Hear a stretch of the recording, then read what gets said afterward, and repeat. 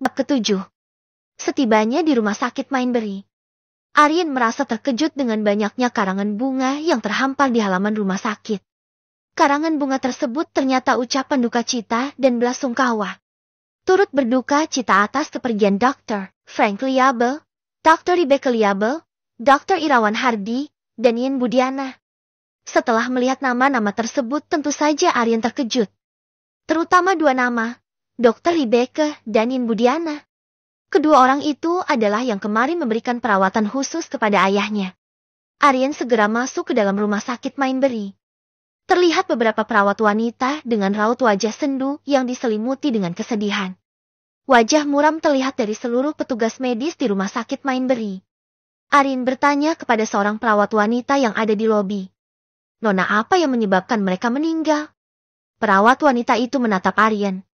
Semalam pada pukul 1 malam Dr. Irawan, Dr. Frank, Dr. Rebecca, dan Tuan Ian Budiana mengalami kecelakaan pesawat. Aryan menatap ke arah layar TV plasma yang ada di lobi. Kecelakaan pesawat itu terjadi di daerah terpencil di wilayah laut lepas negara Lyra. Aryan merenung.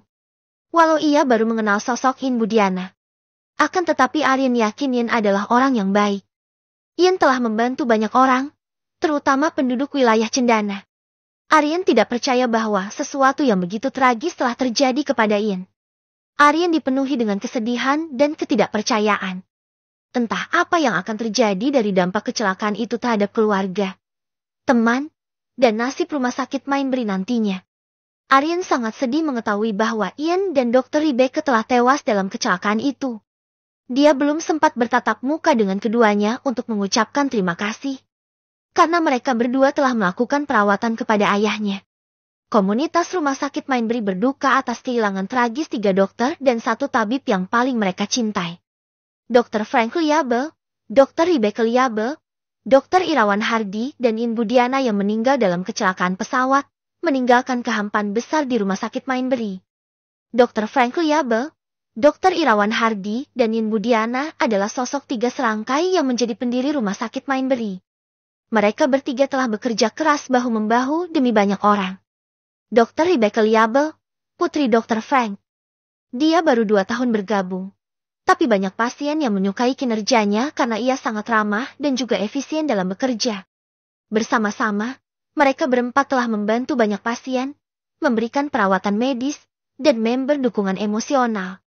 Mereka berempat sangat dihormati dan dikagumi oleh kolega dan pasien mereka. Beberapa pasien dan perawat menjuluki mereka 4 pilar rumah sakit Mainbury. Hilangnya keempat pilar sangat memilukan bagi komunitas rumah sakit Mainbury. Mereka akan sangat dirindukan dan dikenang karena kebaikan, kasih sayang, dan dedikasi kepada pasien mereka. Rumah sakit Mainbury telah menyiapkan dana peringatan untuk menghormati keempat pilar tersebut. Beberapa donasi dan uang duka yang diterima banyak berdatangan baik dari dalam negeri ataupun mancanegara. Donasi akan digunakan untuk membantu para fakir miskin yang membutuhkan. Keluarga rumah sakit Mainbury tidak akan pernah melupakan pengaruh yang diberikan oleh Dr. Frank Liable, Dr. Rebecca Liable, Dr. Irawan Hardy, dan Ian Budiana dalam hidup mereka.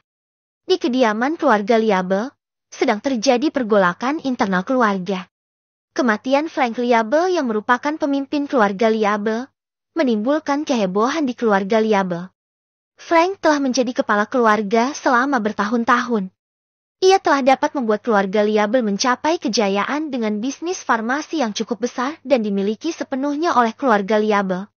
Frank hanya memiliki 2 orang putri, istrinya Leora Liable telah meninggal akibat kanker 10 tahun yang lalu.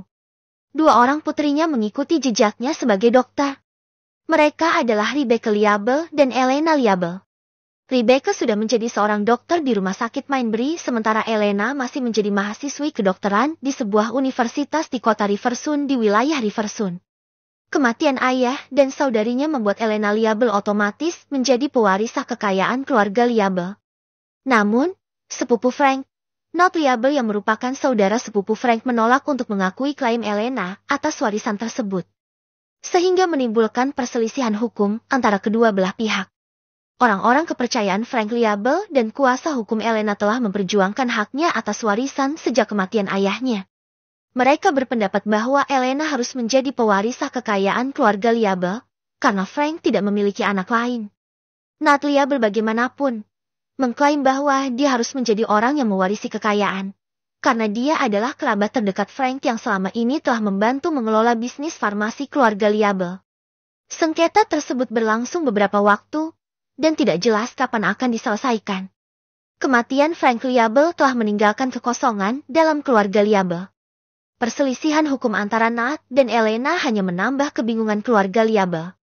Tidak jelas bagaimana perselisihan itu akan diselesaikan dan kemungkinan akan menjadi proses yang panjang dan berlarut-larut. Hingga akhirnya sungguh menyedihkan bahwa warisan Elena telah diambil oleh Nat yang licik. Nat Liable yang meminta bantuan keluarga Walsh yang terkenal terpandang dan memiliki banyak koneksi, membuat Nat dapat dengan mudah mengambil warisan Frank untuk dirinya. Tindakan pencurian ini merupakan penghinaan terhadap keadilan dan moralitas dan tidak boleh ditoleransi. Kerja keras dan dedikasi Frank Liable pada keahliannya harus diakui dan dihormati. Tidak diambil dengan cara yang jahat. Warisan Frank adalah pekerjaan seumur hidupnya. Ini merupakan tragedi yang telah diambil darinya. Frank menaruh hati dan jiwanya ke dalam keahlian medis. Hasratnya itulah yang membuat pekerjaannya begitu istimewa. Mengambil hak warisan Frank dari Elena dengan cara yang begitu kejam adalah sebuah parodi. Pencurian warisan Elena adalah ketidakadilan yang seharusnya tidak boleh dibiarkan. Ini adalah bentuk penghinaan terhadap keadilan dan moralitas. Natalia bahkan dikutuk oleh semua orang di lingkungan Frank dan beberapa keluarga elit yang tinggal di wilayah Cendana. Kerja keras dan dedikasi Frank pada keahliannya harus dihormati dan hak warisnya sudah seharusnya diberikan kepada Elena Liable putrinya. Hak warisannya tidak seharusnya diambil oleh mereka yang mencari keuntungan. Nat Liable dan keluarga Walsh harus bertanggung jawab atas tindakan mereka, dan warisan Elena sudah seharusnya dikembalikan padanya. Namun, kekuatan keluarga Walsh yang besar, terutama di dunia keuangan dan mafia bawah tanah, menjadikan tidak seorang pun berani menyanggah keputusan mereka. Hiruk-pikuk itu selesai setelah keluarga Walsh menjadi penopang kuat dari Nat Liable. Di salah satu ruang perawatan rumah sakit Mainbury, Aaron sedang berbincang-bincang dengan Marla. Aryan sedang berada di kantin rumah sakit Mainbury. Ia sedang menunggu pesanan semangkuk mie ayam bakso yang telah dipesannya. Beberapa menit kemudian semangkuk mie ayam bakso dihidangkan pelayan kantin kepada Aryan. Aryan tidak sabar untuk menikmati hidangan tersebut. Ketika ia akan menyuap sebuah bakso ke mulutnya, terlihat sebuah notifikasi di matanya. Sistem pohon uang telah aktif. Bab ke-8. Aryan terkejut melihat beberapa tulisan yang ada di matanya. Ia mengusap matanya beberapa kali, tapi tulisan itu tetap ada di matanya. Apa yang terjadi, mengapa tiba-tiba tulisan aneh ini muncul? Pikir Aryan dengan rasa penasaran yang ia tidak dapat lukiskan.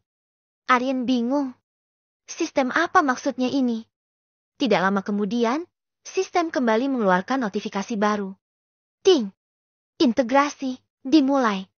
Host mohon menunggu selama 30 menit. Host disarankan untuk tidak beranjak dari tempat dan bergerak berlebihan. Aryan yang masih terkejut dan bingung tiba-tiba kemudian merasakan rasa kantuk yang luar biasa menerpa dirinya. Ah, kenapa aku menjadi mengantuk begini? Aryan memanggil pelayan dan memberikan pembayaran untuk semangkuk mie ayam bakso yang bahkan belum ia sentuh. Ia segera ke arah taman rumah sakit Mainbury. Ada kursi taman panjang di sana, yang biasa ia gunakan untuk tidur. Ia segera merebahkan tubuhnya di kursi taman panjang itu. Tidak lama kemudian ia pun terlelap dengan nyenyak. Aryan bermimpi, ia memimpikan hal yang aneh. Ia berada di suatu dunia yang gelap dan pekat tanpa ada cahaya. Semua terasa hampa. Tubuhnya serasa melayang. Tidak ada warna, tidak ada suara. Sangat sunyi, benar-benar sepi. Hanya kelam yang menyelimuti. Tidak lama kemudian terdengar suara alat musik seperti suara harpa yang dimainkan. Suara harpa itu sangat indah dan terasa nyaman di telinga Aryan.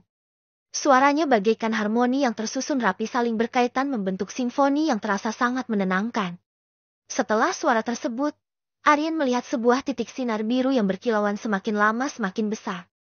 Ia merasa tubuhnya sedang bergerak menuju titik biru yang berkilauan itu. Titik itu semakin membesar dan setelah dekat, Aryan seolah-olah terhempas ke sebuah planet misterius. Namun, yang jelas planet itu bukan planet bumi. Planet itu sangat besar. Mungkin ukurannya 10 kali lipat dari planet bumi, atau mungkin lebih. Beberapa area di planet itu didominasi oleh warna biru di utara dan barat. Warna merah menyala di selatan. Warna putih berkilauan di timur dan warna hijau berkilauan di tengah.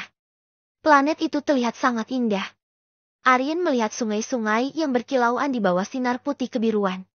Dia merasakan kedamaian dan ketenangan yang belum pernah dia alami sebelumnya.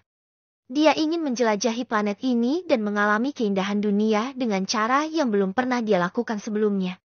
Sosok Aryan bergerak mendekati area yang didominasi warna hijau berkilauan yang terletak di tengah planet tersebut. Aryan merasakan hembusan angin yang tenang dan udara yang menyegarkan.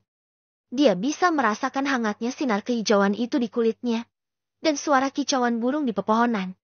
Sosok Aryan terus turun ke sebuah dataran padang rumput yang dipenuhi dengan ilalang yang terlihat segar dan berembun. Aryan bergerak ke arah berkumpulnya pepohonan unik yang terlihat sangat indah dan menenangkan mata. Pohon itu berdaun merah muda dan berbunga warna keemasan. Setiap kelopak bunga yang jatuh akan terbawa angin. Kemudian kelopak bunga itu hancur menciptakan serbuk-serbuk emas yang bertaburan ke sekeliling. Serbuk-serbuk emas yang jatuh ke tanah menumbuhkan tunas baru. Serbuk itu berkembang menjadi pohon yang berdaun merah muda dan hal itu terus berulang. Aryan melihat hal itu dengan takjub. Dia merasakan seperti ada banyak pancaran energi dari pepohonan itu. Aryan bergerak ke sekeliling melihat satu demi satu pepohonan tersebut dengan takjub. Setelah semakin ia perhatikan, ia menyadari bahwa batang pohon tersebut berwarna coklat. Mengeluarkan aroma harum yang luar biasa menenangkan dirinya.